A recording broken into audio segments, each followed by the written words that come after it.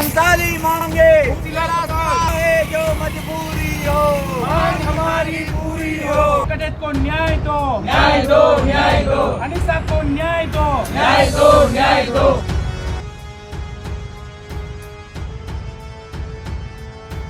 जो हमारे क्षेत्र में इस तरह महीने प्रसव पीड़ा में उनकी मौतें हो रही है और सांसद जी बिल्कुल चुप बैठे हैं और अपना जो विधायक के चेले चपाटे हैं वो यहाँ वहाँ से फोन वोन के माध्यम से और सोशल मीडिया के माध्यम से कुछ अनाप शनाप लिख रहे हैं, उनको उसी में आनंद मिल रहा है, कोई बात नहीं है। लेकिन मैं उन चमचों से यही कहना चाहूँगा, ये जो बहन नीतू पंवार है ये सबकी बहनें हैं और इसी तरह आपके परिवार का भी नंबर आ सकता है।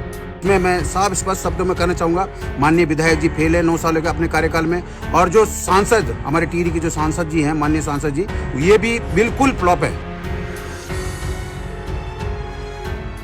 उत्तराखंड के टिहरी जिले में बदहाल स्वास्थ्य सुविधाओं ने फिर एक घर की खुशियां उजाड़ दी।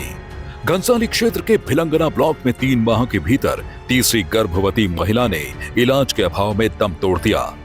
श्रीकोट गांव की 24 वर्षीय नीतू पंवार मंगलवार सुबह 8 माह की गर्भावस्था में सीएचसी बेलेश्वर से हायर सेंटर रेफर हुई, लेकिन 2.5 घंटे के सफर के बाद फकोट पहुंचते पहुंचते उनकी मौत हो गई। परिवार के सपने कुछ ही दिनों में किलकारियां सुनने के थे। विदेश में नौकरी कर रहे पति दीपक की वापसी की तैयारी थी, लेकिन अब घर में मातम है। नीतू के ससुर शोभन सिंह कहते हैं, बेटे के जाने के बाद बहू की उनका सहारा थी, पर अब वो भी चली गई। दुख इतना गहरा है कि परिजन दीपक को फोन तक नहीं कर पा रहे हैं। सीएचसी बेलेश्वर के चिकित्सा प्रभारी के मुताबिक नीतू को शरीर में सूजन और बड़े रक्तचाप के कारण रेफर किया गया था, पर सवाल यह है कि जब श्रीकोट से आधा किलोमीटर दूरी पर अस्पताल है तो वहाँ पर्याप्त सुविधाएं क्यों नहीं। इससे पहले घनसाली क्षेत्र की 2 और गर्भवती महिलाएं 22 साल की रवीना कठैत और 23 साल की अनीशा रावत भी रेफर किए जाने के दौरान दम तोड़ चुकी हैं। तीनों मामलों में एक जैसी तस्वीर उभरती है, समय पर उचित इलाज न मिलना और रास्ते में जिंदगी हार जाना। 3 महीनों में 3 युवा जिंदगियां और उनके गर्भ में पल रही नई उम्मीदें भी खत्म हो गई। स्वास्थ्य सुविधाओं की यह कमी अब लोगों के गुस्से और दर्द दोनों की वजह बन गई है। सवाल साफ है, क्या पहाड़ में इलाज की इस खाई को भरने के लिए कोई ठोस कदम उठेगा, इससे पहले कि कोई और जिंदगी रास्ते में थम जाए। सबसे पहले तो मैं भावभीनी श्रद्धांजलि अर्पित करूंगा पूरे मोर्चे की तरफ से बहन नीतू पंवार के लिए। और मेरे लिए पार्टी बाद में है, पहले मेरे लिए जनहित जो हमारा क्षेत्र हित है वो पहले है। मेरे पार्टी मेरे बच्चों को भरण पोषण नहीं करती है और न मैं किसी पार्टी के जैसे कोई ठेकेदारों का काम करता हूँ। मैं स्पष्ट शब्दों में कहना चाहूँगा, पार्टी मेरे लिए बाद में है, पहले हमारे लिए जो हमारी जो जनहित के जो सुविधाएं हैं जैसे शिक्षा, स्वास्थ्य, सड़क। और ये मैं आपके चैनल के माध्यम से कहना चाहूँगा कि मैं आज से नहीं लगाऊँ, मैं 2006 से शिक्षा, स्वास्थ्य, सड़क पर हर बार मैंने आवाज़ उठाई है। आज मैं हम हिंदौल क्षेत्र की देवतुल जनता ने मुझे आशीर्वाद दिया है, मैं जिला पंचायत बनकर यहाँ पर आया हूँ, उन्होंने चुन के भेजा है, तो मेरा दायित्व बनता है कि मैं प्रतिनिधि का रोल निभाऊँ और जो हमारी जो नैतिक जिम्मेदारी है उसको आगे लेकर चलूँ। एज ए मैंने जो जिला पंचायत जो सीधे साफ स्पष्ट शब्दों में कहना चाहूँगा, जिला पंचायत अध्यक्ष जो सोना सजवाण थी उनका जो 10 साल का कार्यकाल रहा उसका प्रतिनिधित्व मैंने किया है दोनों पट्टियों में, हिंदौर और 11 गाँव में। तो ऐसा नहीं है कि हमने वहाँ पे काम नहीं किया, काम करवाया। और अगर आप लोग कह रहे हो, मैं कहना चाहूँगा माननीय विधायक जी विधायक बनने से पहले सांसद प्रतिनिधि थे, तो उनको मैं राज्य स्तर पर जो मांगे हैं, जो हमारी जो अस्पताल की जो मांगे हैं, तो ये राज्य स्तर की मांगे हैं। इस पर माननीय विधायक जी और सांसद जी जिनका नाम बिल्कुल इसमें नहीं आ रहा है, हमने कितनी बहुत सारे बार देखा, लेकिन उनकी भी एक अहम भूमिका होती है। जो हमारे क्षेत्र में इस तरह महीने प्रसव पीड़ा में उनकी मौतें हो रही है और सांसद जी बिल्कुल चुप बैठे हैं और अपना उनका जो नई टिहरी में उनका जो कार्यक्रम चल रहा है उसमें माननीय विधायक जी, लेकिन इस बारे में अभी तक कोई सांसद और न तो माननीय विधायक जी द्वारा कोई ऐसा शोक प्रकट किया गया कि ये बहनें हमारी लापरवाही से गुजरी है या हमारी जो स्वास्थ्य सुविधाएं जो हम नहीं दे पाए अपने कार्यकाल में उनके लिए कोई नहीं कर रहा है। हाँ, ये जरूर है, लोग दबाव जरूर बना रहे हैं। जो विधायक के चेले चपाटे हैं वो यहाँ वहाँ से फोन वोन के माध्यम से और सोशल मीडिया के माध्यम से कुछ अनाप शनाप लिख रहे हैं, उनको उसी में आनंद मिल रहा है, कोई बात नहीं है। लेकिन मैं उन चमचों से यही कहना चाहूँगा, ये जो बहन नीतू पंवार है ये सबकी बहनें हैं और इसी तरह आपके परिवार का भी नंबर आ सकता है।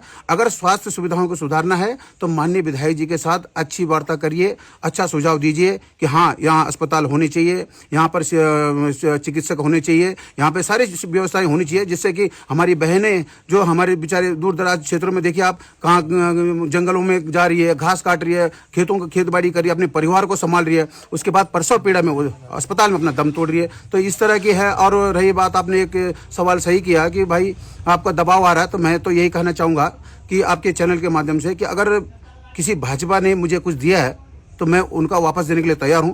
मेरे लिए सबसे पहले क्षेत्र हित है और जो जनहित के मुद्दे वो पहले है, उसके बाद मेरा परिवार है, उसके बाद मेरे लिए पार्टी है। मेरे लिए सबसे पहले क्षेत्र हित के मुद्दे हैं, जिसके लिए मैं यहाँ पर चुनकर आया हूँ और मेरा भी दायित्व बनता है कि मैं अपने क्षेत्र की आवाज़ को उठाकर जनता के सामने रखूँ।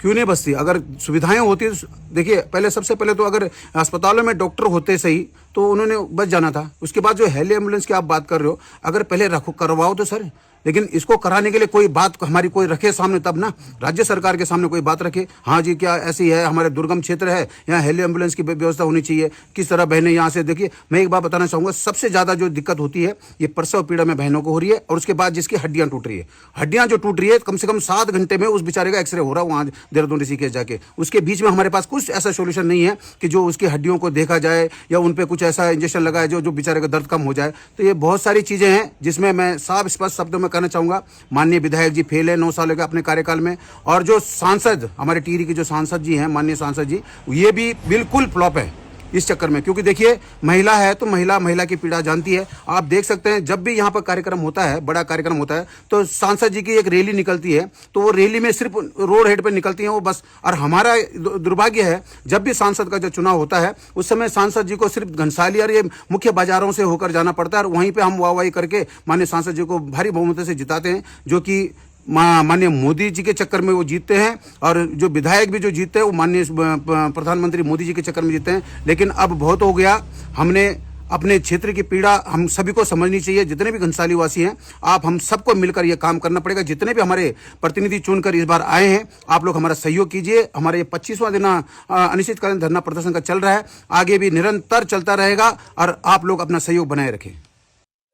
देखिए हमारे पास बेलेश्वर में सीएससी थी, वहाँ पे निश्चित डॉक्टर की बड़ी दिक्कत थी, लेकिन हम सब लोगों ने मिलकर के प्रयास करते हुए वहाँ पे अपने शिव प्रसाद भट्ट जी को वहाँ पे भेज दिया, वो काम करना शुरू कर दिया। गायनों के लिए भी हमने पूरी भट्ट जी को इसी तरह से अरेंज करके उनको हमने वहाँ ज्वाइन करा दिया, वो काम कर रही है, ताकि वहाँ का वो विषय थे। बाकी विषय पिलखी वाला भी था, पिलखी में हमारे पास मात्र अभी तेजसी के रूप में काम कर रहे थे, लेकिन आज मैं अभी आपके सामने मैंने शासन आदेश आपको दिए, तो हमने पिलखी पीएससी को सीएससी बनाने का काम कर दिया। भवन का जो हमारा काम होना है उसका शासन आदेश पे आप लोगों को आज शाम तक पूरी मिलने की उम्मीद है। उसमें एक कोड नंबर पता है वित्त का, वो मैंने भिजवा दी थी अभी सचिव को, वित्त सचिव। और वहाँ की समस्याएं, स्वास्थ्य की समस्याएं निश्चित पहाड़ों पे हैं, इस बात को मैं स्वयं स्वीकार भी कर रहा हूँ। लेकिन ये नहीं कि हमारी सरकार या हम लोग कहीं निष्क्रिय है। मैंने 2022 को घोषणा संख्या 126 वर्ष 2022 को माननीय मुख्यमंत्री जी द्वारा विधिवत घनसाली के अंदर ये घोषणा करवाई थी कि हमारी पिलखी पीएससी को सीएससी बनाइएगा, और आज वो हम सीएससी बना चुके हैं। अब जनता की एक मांग हो रही, उप जिला चिकित्सालय बनाओ, मैं स्वीकार करता हूं, लेकिन हमने इसको सीएससी बनाने के उपरांत अब दोनों सीएससी में से जो भी हॉस्पिटल जहां भूमि की उपलब्धता और कई चीजें होती है, वो एक परीक्षण समिति बनेगी, उसमें जहां हमें जो जैसे उपयुक्त होगा उसमें एक हम जो है उप जिला चिकित्सालय बनाने का भी काम करें। ये माननीय मुख्यमंत्री जी ने भी इसको घोषणा में सम्मिलित करवा दिया। नाम नीतू और वाइफ ऑफ दीपक हैं, जिनकी उम्र 26 साल है।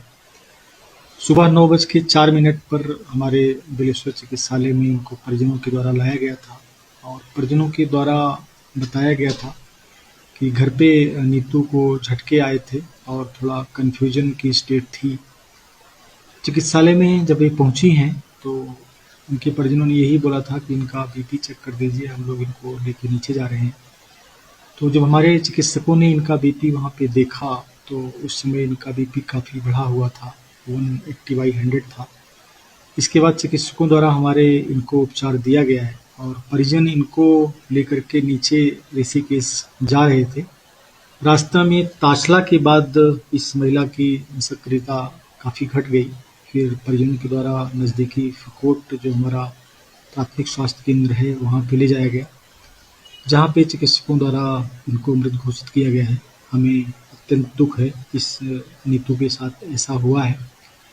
और चूंकि नीतू का अभी गर्भावस्था थी, 8 महीने का ही इनका मतलब कि बच्चा पेट में था और ऐसी दशा डेवलप हुई है। इसमें एक दशा हमारे मेडिकल में प्रीक्लेम्सिया होती है, जो एक्लेम्सिया में कन्वर्ट हो जाती है, जिसमें चूंकि जो झटके आए हैं, जो बीपी बढ़ा है, ये उसी बीमारी में होता है। और अगर ये फिलहाल इतनी सूचना हमें मिली है, हम इस पे एक तुरंत टीम बैठा करके इसकी जांच कराने जा रहे हैं और जो भी प्रकरण होगा इसको देखेंगे। और हमारी आम जनों से आपके माध्यम से ये अपील है कि प्रसव के किसी भी केस में किसी प्रकार की कोई भी लापरवाही परिजनों द्वारा या गर्भवती महिला द्वारा या उनके परिजनों द्वारा बिल्कुल न कदापि न बरती जाए। जैसे कोई दिक्कत होती है हमारे अस्पतालों में जाएं और जो प्रसव पूर्व 3 जांचें होती हैं वो हमारी नज़दीक की जो हमारे केंद्र हैं, जहाँ पे आयुष्मान आरोग्य मंदिर है या PSC है, CSC है, वो जरूर करवाइए। आपकी इस पर क्या राय है, हमें कमेंट कर जरूर बताएं। इसके साथ ही आप हमारे YouTube चैनल को सब्सक्राइब कीजिए। आप हमें Facebook, Instagram, Twitter पर फॉलो भी कर सकते हैं और संवाद 365 के साथ एक क्लिक में जुड़ने के लिए डाउनलोड कीजिए संवाद 365 ऐप।